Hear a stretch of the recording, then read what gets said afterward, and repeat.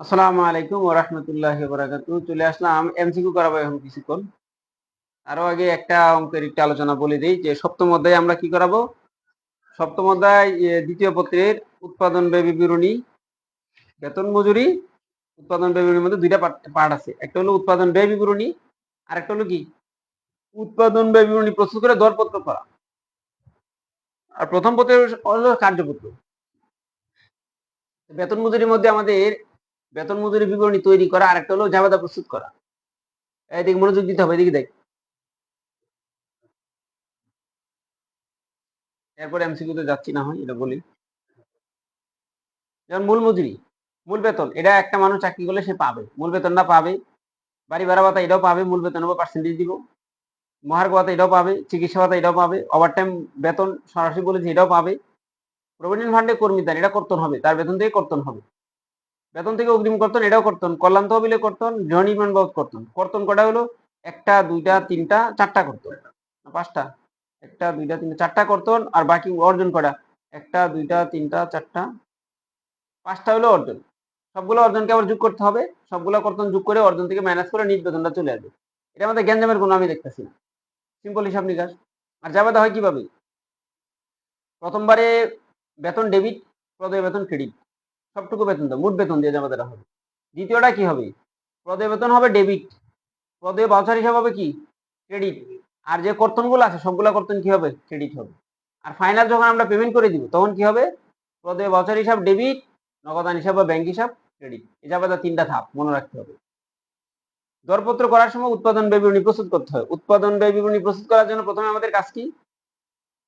আগে উৎপাদন ব্যয় বিবরণী মানে একদম বিক্রয় মূল্য বের করতে হবে, ধাপে স্টেপ বাই স্টেপ। প্রথম ধাপে কি? আমরা একটা পণ্যকে উৎপাদনের বিভিন্ন স্টেপ আছে, বাট আমরা একটা পণ্যকে উৎপাদনের জন্য তিনটা প্রক্রিয়া ধাপ করবো। কয়টা ভাগ? তিনটা ভাগ করবো। প্রথমবার একবারে কাঁচামাল, দ্বিতীয় স্টেপে অর্ধপ্রস্তুত বা চলতি কার্য, আর সর্বশেষ কি হবে? ব্যবহার উপযোগী পণ্য। তিনটা ধাপ। তো তিনটা ধাপের মধ্যে প্রথম ধাপে কি হবে? কাঁচামালের মজুদের সাথে 1 তারিখ, এটা মানে 1 তারিখ মানে কি? প্রারম্ভিক মজুদ। কাঁচামালের প্রারম্ভিক মজুদের সাথে কাঁচামাল ক্রয়, এই কাঁচামাল ক্রয় করে যদি বহন খরচ হয় সেটাও আনতে হবে, যোগ হবে। তারপরে যোগ করে কাঁচামাল ক্রয় করলে সেটাও যোগ হবে। সমাপনী কাঁচামাল যেটা শেষ তারিখের কাঁচামাল সেটা মাইনাস হবে। মাইনাস হওয়ার পরে যে টাকাটা হবে এটার নাম কি? ব্যবহৃত কাঁচামালে ব্যবহৃত ব্যয়।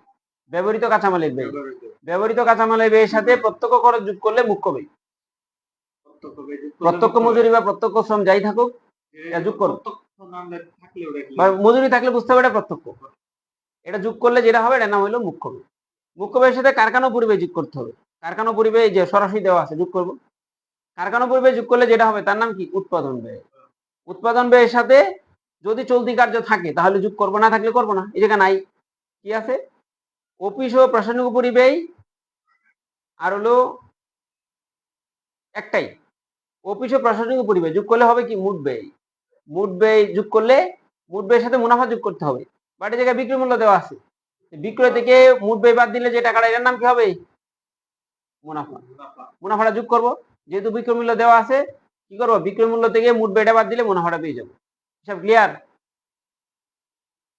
এই জায়গায় বলছি কি করার জন্য আরেকটা, রহমান বিল্ডার্স একটি টেন্ডারে অংশগ্রহণ করতে চাই। এই জন্য তারা নিশ্চিত হয়েছে কাঁচামাল লাগবে 80,000 টাকা। কয় টাকা? 80,000 টাকা। এবং মজুরি ব্যয় হবে 40,000 টাকা। যদি উপরোক্ত তথ্য হতে উৎপাদন ব্যয় বিবরণী উৎপাদন, এদিকে মনোযোগ দিই, উৎপাদন মজুরির উপর কারখানা পরিব্যয়ের হার এবং কারখানায় উৎপাদন ব্যয়ের উপর অফিসে প্রশাসনিক পরিব্যয় শতকরা হার ব্যবহার করি এবং বিক্রয় মূল্যের উপর 20% মুনাফা করতেছে। কয় পার্সেন্ট? 20%। তাহলে টেন্ডারের মূল্য কত হবে সেটা বের করতে হবে। এই টেন্ডারের মূল্য বের করার জন্য যে আগে যে উৎপাদন ব্যয় বিবরণী করবো সেটা থেকে কিছু পার্সেন্টেজ ইউজ করতে হবে। টেন্ডার করতে গেলে আমার দুইটা জিনিস দেওয়া থাকবে। কয়টা দেওয়া থাকবে? দুইটা। যেমন কাঁচামাল আর মজুরি দেওয়া থাকবে। তো কাঁচামাল আর মজুরি যোগ করলে যে টাকাটা হবে তার সাথে কি করতে হবে? কারখানা পরিব্যয় যোগ করতে হবে। তো কারখানা পরিব্যয় যোগ করার সময় একটা পার্সেন্টেজ লাগবে। কারখানা পরিব্যয় যে টাকা দেওয়া থাকবে না, টাকা নাই, শুধু পরিব্যয় দিয়ে কিন্তু উৎপাদন দরপত্র তৈরি করা। কি দিয়া? কাঁচামাল, প্রত্যক্ষ মজুরি, দুইটা জিনিসের সাহায্য মুখ্য ব্যয় পেয়ে যাব। মুখ্য ব্যয়ের সাথে উৎপাদন ব্যয়ের মধ্যে যে সমস্ত উপরিব্যয় আছে সেই উপরিব্যয়টা দরপত্রেও হবে, কিন্তু দরপত্র উপরিব্যয় কিন্তু দেওয়া থাকবে না। সেটা আগের অঙ্কে রেশিও ইউজ করে কাজ করতে হবে। তাহলে কয়টা ইয়া লাগবে? উপরিব্যয়, কারখানা উপরিব্যয় আছে। তো তো কারখানা পরিবেশ সূত্রটা কি, এটা কিন্তু দেওয়া আছে এই জায়গায়। এই যে প্রত্যক্ষ মজুরির উপর কারখানা পরিবেশ শতকরা হার। প্রত্যক্ষ মজুরির উপর যদিও অঙ্কে বলা না থাকে তাও এটা করতে হবে। কারখানা পরিবেশের উপর প্রত্যক্ষ মজুরির উপর কারখানা পরিবেশ শতকরা হার। প্রত্যক্ষ মজুরির উপর কারখানা পরিবেশ শতকরা হার। কারখানা পরিবেশ উপরে বসবে, নিচে বসবে প্রত্যক্ষ মজুরি গুণ 100। হিসাব ক্লিয়ার? মনে রাখতে পারবে? এই যে পার্সেন্টেজটা হবে দ্বিতীয় অঙ্কের মধ্যে, এই পার্সেন্টেজ ইউজ করো কোনটার উপরে? এই যে দ্বিতীয় অঙ্কের কি দরপত্রের কি দেওয়া ছিল?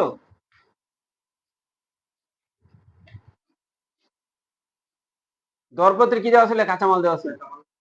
এই কাঁচামালের মধ্যে কি দিতে হবে?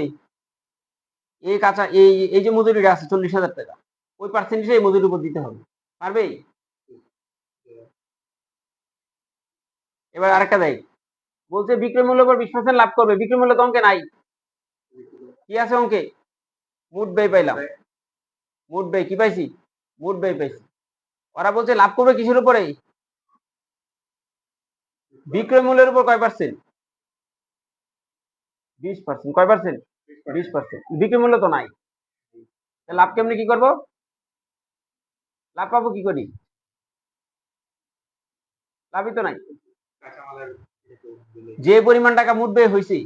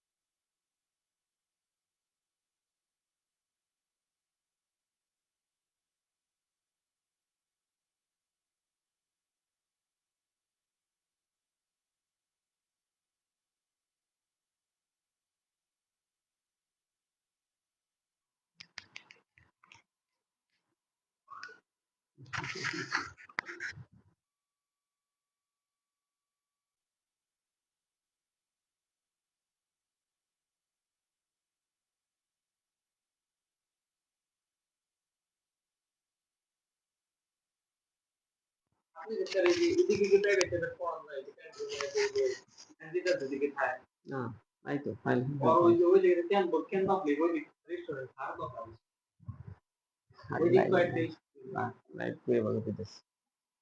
তাহলে বকেয়া বেতনে যাওয়া দেখি বেতন ডেবিট বকেয়া বেতন ক্রেডিট।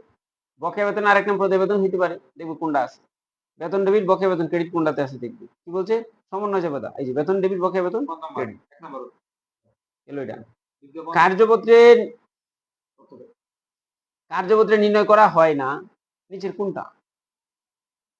মোট লাভ নির্ণয় করা হয়, ডাইরেক্ট নিট লাভ চলে আসে, বুঝছো? আর বাকি সব নির্ণয় করা হয়, নিট লাভ হয়, মোট দায় হয়, মোট সম্পদ হয়, হয় না কোনটা? নিট লাভ তো হয় না কোনটা বলছি, মোট লাভ হয় না। কার্যপত্র আমি মোট লাভ কিন্তু বের করি না, ডাইরেক্ট নিট লাভ সবার শেষে বের করি, সকল আয় থেকে সকল ব্যয় বাদ দিই। এটা আরেকটা অঙ্ক নাকি? বিজ্ঞাপন খরচ 50,000, বিনামূল্যে পণ্য বিতরণ 10,000। বলছে 5টা আর্থিক বছরে অবলম্বন করতে হবে, 5টা। তাহলে 4 বছরের টাকা অগ্রিম হবে। অগ্রিমে বিজ্ঞাপনে অগ্রিম হলে কি নাম দিতে হবে? বিলম্বিত। কি বলছি? বিজ্ঞাপনে অগ্রিম হলে বিলম্বিত দিতে হবে। কয় বছর? 4 বছর। তো বের করবো কি করে?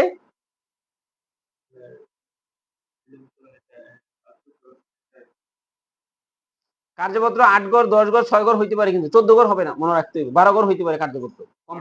কোম্পানি কার্যপত্র 12 গড় বিশিষ্ট, মনে রাখবে।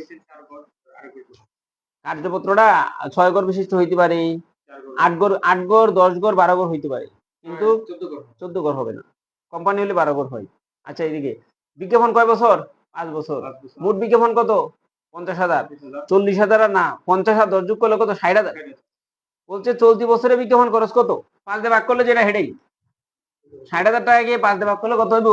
5 12 60, 12,000 টাকা। তাহলে বিজ্ঞাপন খরচ কত হবে? 12,000। দ্বিতীয় প্রশ্ন বললো বিলম্বিত বিজ্ঞাপনের জাবেদায় বলছে, আবার টাকাটাও কত জাবেদা বলছে, এবং কত? 5 বছর। 1 বছর এটা অবলম্বন হইলে বিলম্বিত কয় বছর হবে? বিলম্বিত কয় বছর হবে? 4 বছর। 4 12 48। প্রশ্ন করছি কি বিলম্বিত বিজ্ঞাপনের সমন্বয় জাবেদা। সমন্বয় জাবেদা কি হবে? বিলম্বিত বিজ্ঞাপন ডেবিট 48,000 আছে কিনা দেখতে হবে। বিলম্বিত বিজ্ঞাপন ডেবিট, বিজ্ঞাপন খরচ ক্রেডিট 48,000 টাকা। মনে থাকবো? গেল এটা। অঙ্ক তো পড়াশোনা না করার কারণে তোদের কাছে কঠিন হয়েছে, পড়াশোনা করলে কি আর কঠিন কিছু ছিল? বলছে অনুপার্জিত সেবা এর 50,000 টাকা উহার 5/2 অংশ, 5/2 অংশ উপার্জিত হলেই হিসাবকাল শেষে চলতি দায়ের পরিমাণ কত? অনুপার্জিত আয় চলতি দায়ের আগে জানা থাকতে হবে। 5/2 অংশ অর্জিত হয়েছে, হয় নাই কয় অংশ? 3 অংশ। 5 দিয়ে ভাগ করলে 1/2 কত হয়? 10,000। 3/2 অংশ অর্জিত হয়েছে, হয় নাই কয় অংশ? 3 অংশ। 3 অংশ টাকা এখনো রয়ে গেছে, এই 3 অংশ টাকাই অনুপাত চলতি দায়, তাহলে 30,000 টাকা। চিন্তা রাখবো। অনুপার্জিত রাজস্ব হিসাব কি? দায়। অনুপার্জিত আয়ের সাথে আয়ের সম্পর্ক কি? বিপরীতমুখী, উল্টা তো। আবার কার্যপত্রে দেওয়া মিলে বেতন, একটু আগে যেটা বলছি এটা আবার রিপিট করছে, এটা দরকার নেই। 10 গড় বিশিষ্ট 10 গড়া কার্যপত্র, 10 গড়া কার্যপত্রে সমন্বিত দেওয়া মিলে বেতন কত? এটা তো ওই 25,000 টাকায় যাবে। এরপর তো 10 গড়া কার্যপত্র বকেয়া বেতন কোথায় দেখাতে হবে? বকেয়া বেতন কই যাইব? বকেয়া সমন্বয়ে আসবে, কারণ সমন্বয় ক্রেডিট পাশে লিখতে হবে, আয় বিবরণীতে আসবে না, এটা আসবে না। সমন্বিত দেওয়া মিলে আসবে, সমন্বিত দেওয়া মিল আসবে, এবং আর্থিক অবস্থা বিবরণীতে আসবে, আয় বিবরণীতে কিন্তু বকেয়া বেতন আসবে না, কারণ বেতন ডেবিট বকেয়া বেতন ক্রেডিট, বেতনের সাথে যোগ হয়ে গেছি, বেতনটা যোগ হয়েছি, কিন্তু বকেয়া বেতন আর্থিক বিবরণী আসবে না। তাহলে শেষেরটা উত্তর হবে। বলছে রেওয়া মিলে বীমা প্রিমিয়াম দেওয়া আছে 2400 টাকা, এবং সমন্বয়ে বলা ছিল প্রত্যেকে 31শে মার্চ তারিখে বাৎসরিক ভিত্তিতে প্রদান করা হয়। 31শে মার্চে বছরে একবার দিই, মার্চ মাসে দিই। আর বিপরীতে কি পরিমাণ বীমা প্রিমিয়াম দেখাতে হবে? আয় বিবরণীতে ও কি পরিমাণ বীমা প্রিমিয়াম দেখাইতে হবে আয় বিবরণীতে। তো আমরা 1 বছরে 2400 টাকা দিই না, মার্চ পর্যন্ত দিই, 3 মাসে কি দিছি? বেশি দিছি। 12 দিয়ে ভাগ করে 1 মাসে 200, 9 মাসে 1800 টাকা বীমা প্রিমিয়াম হবে, আর 600 টাকা অগ্রিম। স্টেশনারি প্রাথমিক মজুদ এত টাকা, ক্রয় করছি 4,500, 1500 লোকে 4,500 যোগ করলে ৬,০০০ টাকা। ৫০০ টাকা সমাপনী। ৬,০০০ দিয়ে ৫০০ বাদ দিলে ৪,৫০০ টাকা রেওয়া মিলে খরচ বাবদ যাবে। একটু আজানে বিরতি চলুক।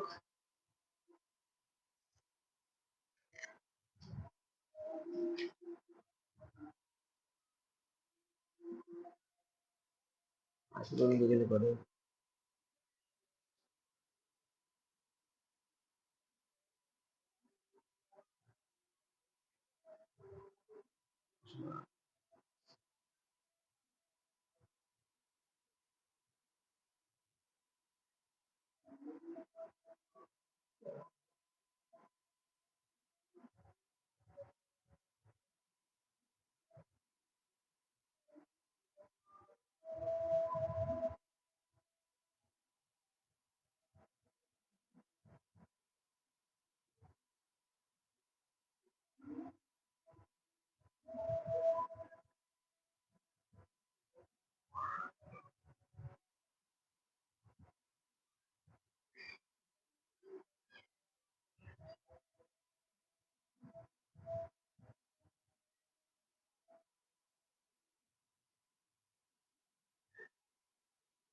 এটা এই পর্যন্ত রাখি, পরে আবার